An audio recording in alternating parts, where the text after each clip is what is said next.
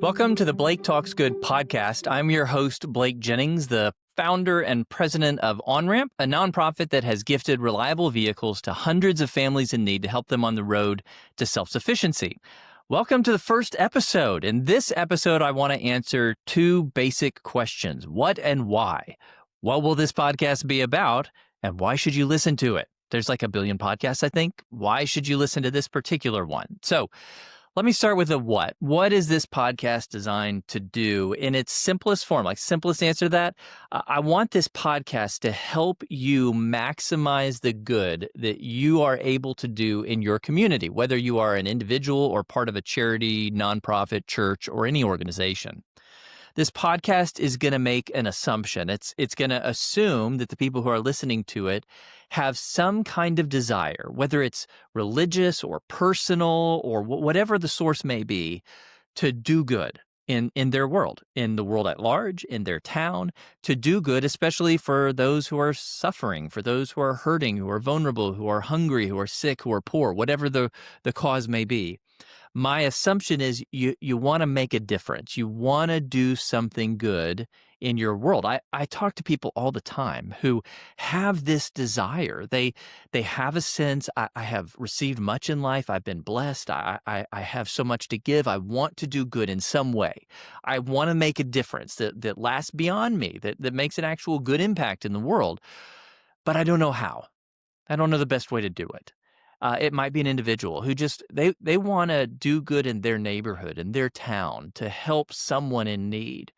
It might be someone who wants to start a nonprofit. They have this mission, this vision that they feel like they've been given to set up this organization that's going to do amazing work in their town, but they don't know how to set it up. They don't know how to build it. They don't know how to run it. They don't know how to maximize the good that it's doing. Or it might be a church, someone in leadership in a church or in a ministry or some sort of religious group that has a religious sense. Hey, we need to do good for the poor. We want to follow the example of Jesus. We want to obey these commands in Scripture that seem so clear about doing good for those who are suffering, lifting up those in need. They have a desire to do that, but they're not sure, how do I really do it well? Or maybe it feels like they've done it well, but they feel like it could go further. They want to make an even bigger impact. That's who I want to serve. I want to help you to maximize the good that you do. So I want to talk about a wide range of questions and needs in this podcast. I want to share practical advice I've learned along the way. I want to share stories of things that have gone well and things that have gone poorly in trying to help people in need. I plan to have guests on this podcast who bring special expertise and experience and stories that can help all of us grow in our ability to do meaningful good in the world at large. All of these things are gonna be very practical, are gonna help you to actually take that step from intending to do good to actually doing good.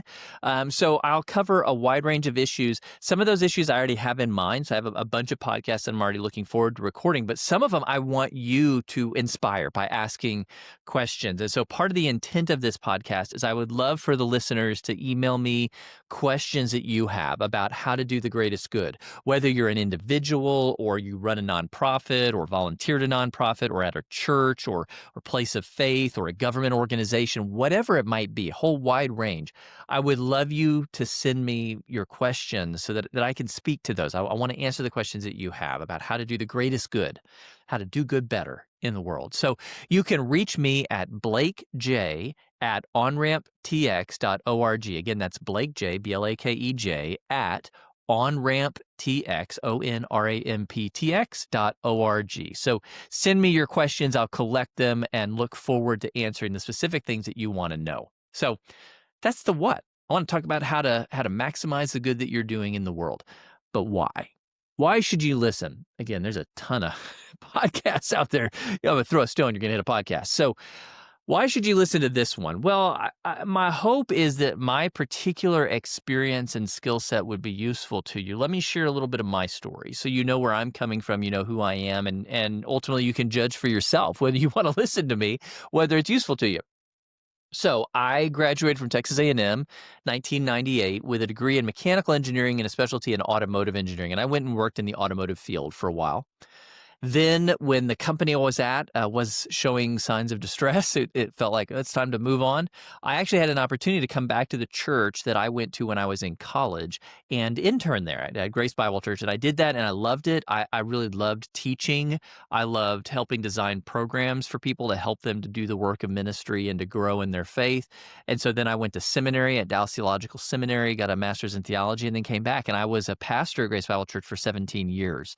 During that time, I helped Grace launch its first multi-site campus where I was a teaching pastor, getting to preach every week on a range of Bible books, books of the Bible and topics. But one of the things that was really interesting that happened at that time at Southwood is that there was a ministry that met at Southwood called Youth Impact that basically provided after-school youth programming for kids in our community who were coming typically from under-resourced neighborhoods. So kids that were sometimes from single-parent families or from families that were struggling with poverty or whatever it might be. They were part of this amazing ministry that really is a bunch of college leaders who loved on these kids and got to know them and really become part of their lives. And when these leaders got to be part of the kids' lives, they also got to be part of the parents' lives and the neighborhoods in general. And so they get to know the parents and the lives that the parents were living and the struggles that they faced. And so often they would meet these parents and be amazed at their faith and their perseverance, but also hear about their challenges that were seemingly insurmountable. I mean, really severe challenges. And one of the ones that kept coming up was the parents needed a reliable vehicle to be able to get to work, or they'd lose their job and the family would end up homeless, but they could not afford a reliable vehicle. Or maybe they had an unreliable vehicle and couldn't afford to fix it. That was very common. So as is usual, as a pastor, I tell stories in my sermons, and some of those stories were about my life as an automotive engineer and my life working on cars, so I've always done that.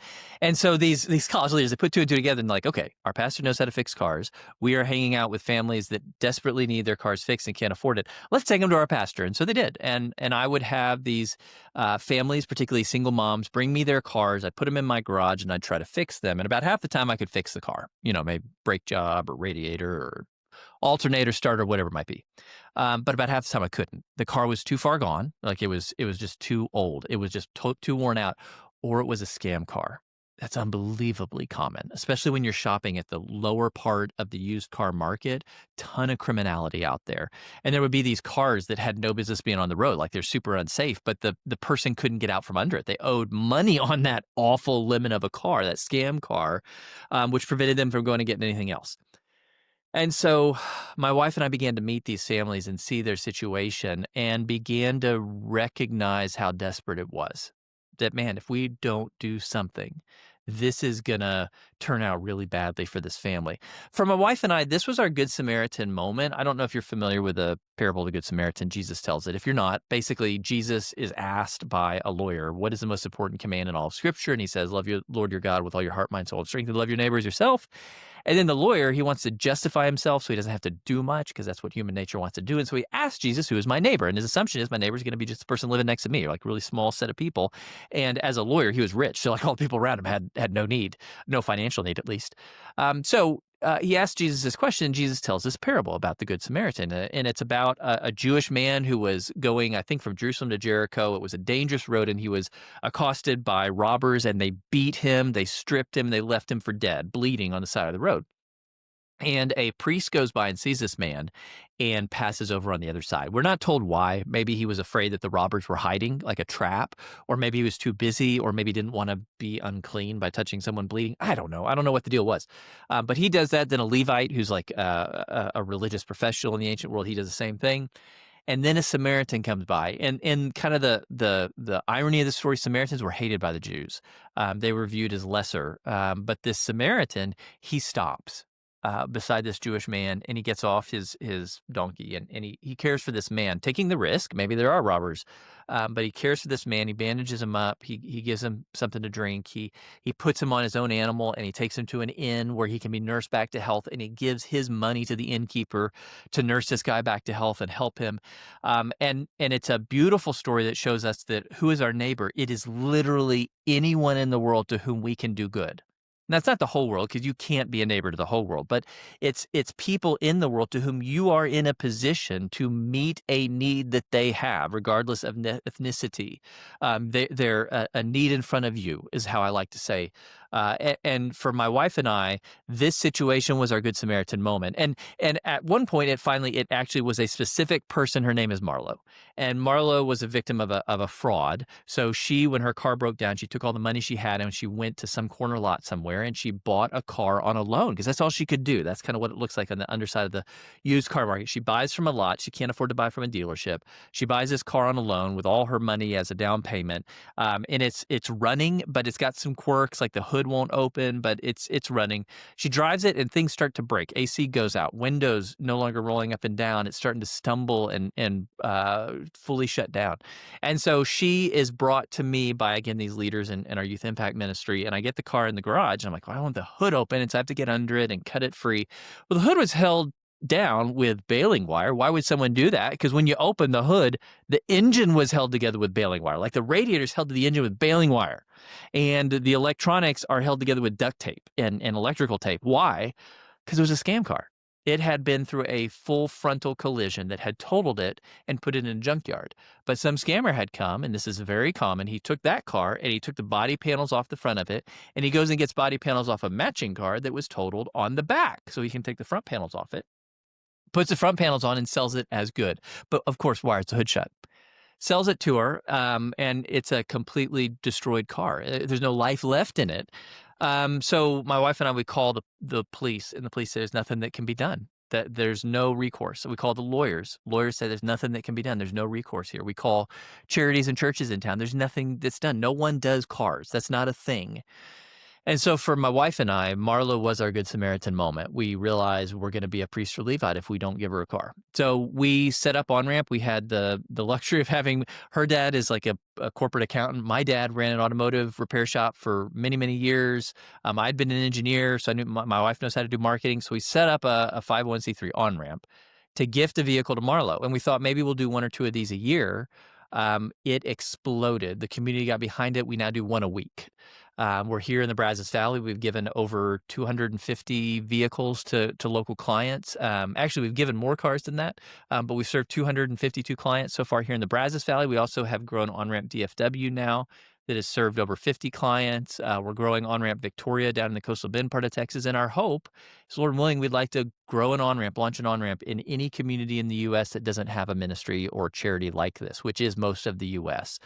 Because transportation is absolutely essential to people. They cannot hold down a job. They cannot get their kids to school. They cannot get themselves or their family to the doctor or to the grocery store without a vehicle in most of the United States. In fact, data shows convincingly that reliable transportation, owning an automobile, has a bigger impact on a family's long-term economic self-sufficiency than having a high school diploma. It is that critical, most critical thing in most of the United States. So that's the work that we do. So we set up OnRamp 8 years ago. I was founder. Now I'm the president of it, growing it in multiple places.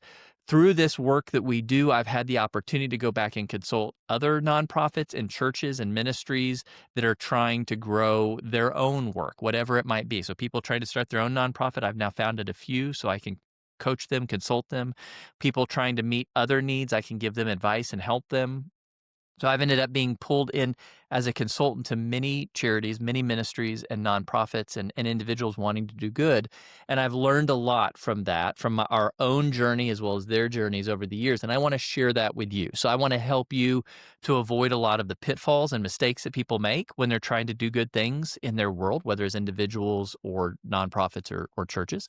And I want to help you to maximize the good that you do by moving quickly in a positive direction that really utilizes your time and resources maximally. You're a good steward of those things so that you make the greatest long-term impact in the world. And so my hope is that you are a man or a woman who wants to do good in the world in a way that makes the greatest difference, that has the greatest long-term impact. I want to help you accomplish that. So you'll be hearing me in a lot of these episodes. I'll have some guests in these episodes, and my hope is that you'll send your questions to blakej at onramptx.org so that I can answer them on this podcast. My hope is to equip you and enable you to really make a difference in this world, because the world needs your best. The world does. The world needs you to step up and make a difference in a wise and skilled way. And I want to help you accomplish that. So that's the plan. Again, this is the Blake Talks Good podcast. I'm your host, Blake Jennings. I look forward to seeing you in the next episode.